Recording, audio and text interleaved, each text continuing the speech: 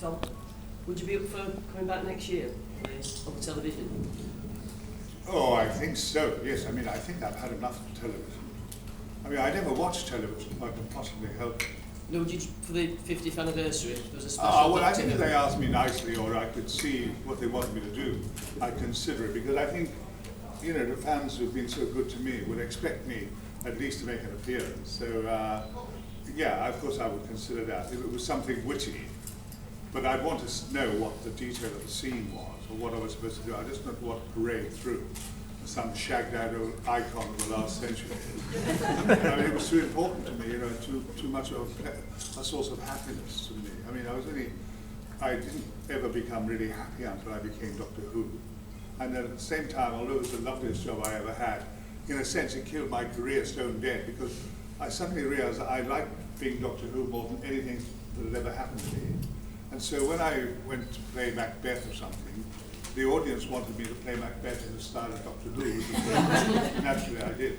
And afterwards the critics said I had no idea how nice Macbeth was. I realized then that the sort of people who were coming to see me, people like you, didn't want to come and see me playing Jack the Ripper or whatever it was. And so when I went to Ireland to play not only Sherlock Holmes, but Moriarty in the same play, I mean, they were absolutely baffled, because, you know, they were absolutely interchangeable, my reasoning being, you know, they're the same person.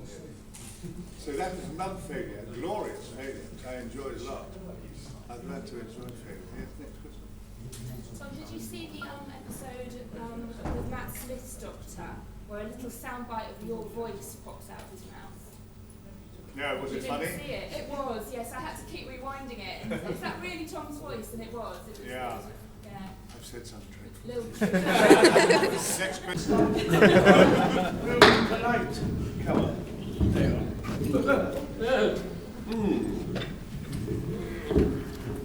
Thank you. Anyway, everybody, it's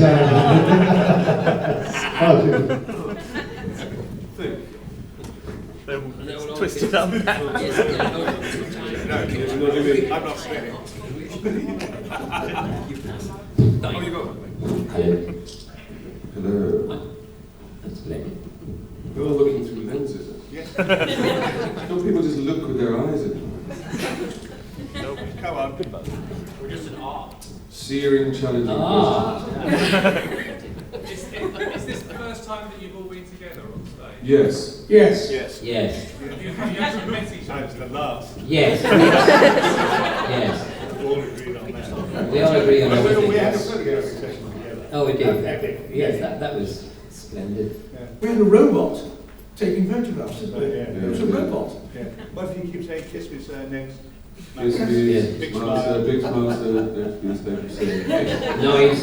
Something about noise. And Yes. sometimes, Through noise. sometimes I meet lovely fans who are feeling quite affectionate. And I respond to affection like the next dog. And I put my arm back and start reading a palm, because you know I read palms and things like that. And they say to me, get a move on, Tom, get a move on. Yeah. You know, so the fans don't get a chance to get to know us too. No. It's terribly sad. I think they should just do for twice the money and a quarter of the numbers. We can have a proper toga party. Or 10 times the money and a tenth of the numbers. Well, 10 times the money, we can do it on Skype. with the rest of you. No. Yes. No. Yes. No.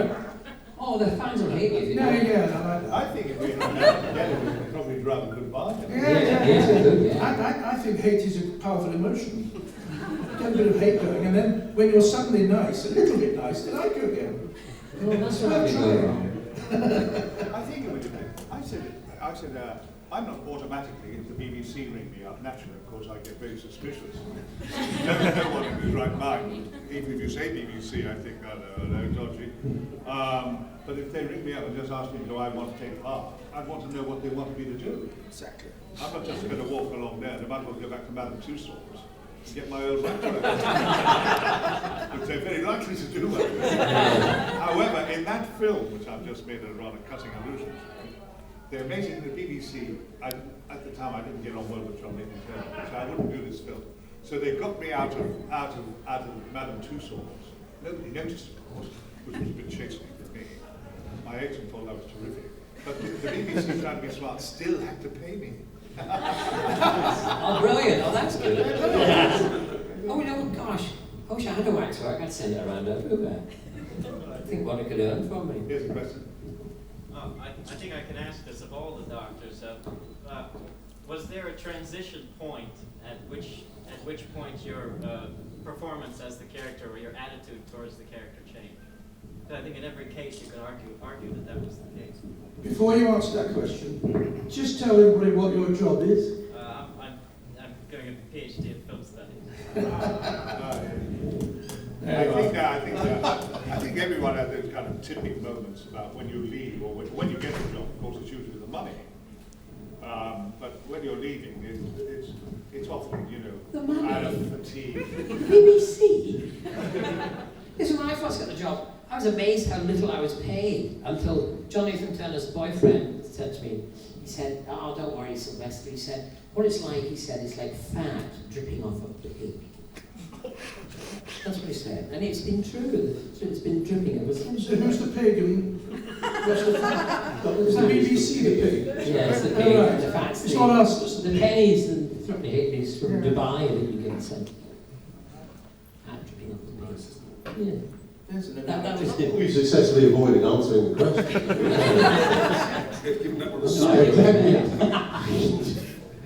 Quite an intellectual makes of us. Russell, Sophie and I he thanked us once, which was really touching, when he said, you kept it going. We were actually recording in people's toilets, and I'm not kidding, because the sound was really good in that toilet, and it was trying to work for the TARDIS. But I think we did. We started it, and then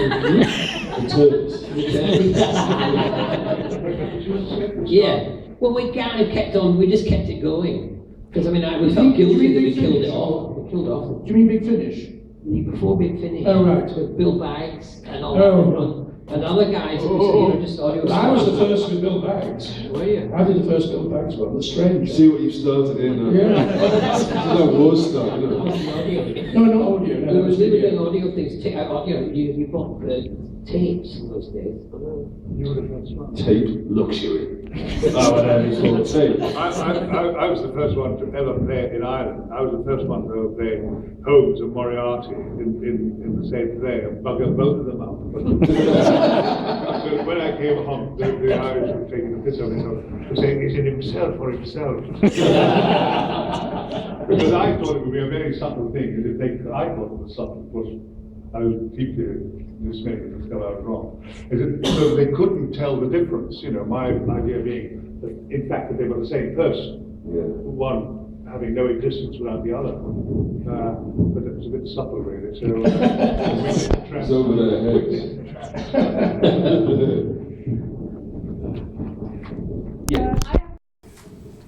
I have a question for all of you. What did you think about the doctor's outfits? I mean, some of the costumes were very special, the long scarf or the colors. So, did you like your own clothes, the doctor's outfit? Well, what do you mean? I just wore my ordinary clothes. And the BBC are so mean. They said, "Wow, in fact, that's why I got the part when I turned up." They said he's got his own costume. Yes, I got the part because of the hat. I went to see it was a sunny day, one of the very few, and I went along to see the producer, and he said, "Oh, I like that hat, Doctor Who," and I said, "Well, I go with the hat." And so I got the job. Did anyone else, did you get a say in your costume? Well, I was asked what kind of costume I wanted, and the description I gave was almost exactly what Christopher Eccleston did. Because it struck me that someone who wanted to just pass unnoticed and achieve the odd thing here and there wouldn't go around drawing attention to himself. So the darker the better. And then they said, "Yes, that's a very good idea. However," and they produced my costume. I did But the only joy about that is I was on the inside looking out, and the rest of you had to put up with it. But bear in mind, it was the 80s. Glam rock. Well, your outfit was a kind of... It's ludicrous. It was something rather bizarre, It's like my costume on acid, really, isn't it? And I think I didn't really like. I like the idea that the doctor just goes into this room and picks out certain items of clothing. So I didn't really like my outfit very much from that point of view because it was designed. Yes. It didn't look like it was someone who had just gone in and picked up this, picked up that. So, and then as I say, Colin sort of experienced my costume on drugs, and then but the rest of the costume I rather like the idea, that you just go in and pick up. So yours looked quite shambolic, didn't it? Yeah. So in a nice kind of just jumble like what Tom's did, right? Yeah. Except for the pullover. I mean, that was, Yes, well, there's questions. I think that JNT's Question granny, he was knitting There's those. too self-referential. Yes, I didn't understand the question. Yeah. actually. But was it negotiable? I mean, could you after No. year Well, on it year? was negotiable in that you were involved in discussions about the costume, and then it appeared. Yeah. And at that point, you didn't really have much say in it after it appeared. Yes. But why does a doctor have to wear a costume? Why can't he wear clothes? Well, Why is it a costume? Because they are all costumes, aren't they? I think it was in our case, it was a case of John Nathan Turner and his sort of, let's make a big impact, publicity. He was, that's what he was a publicity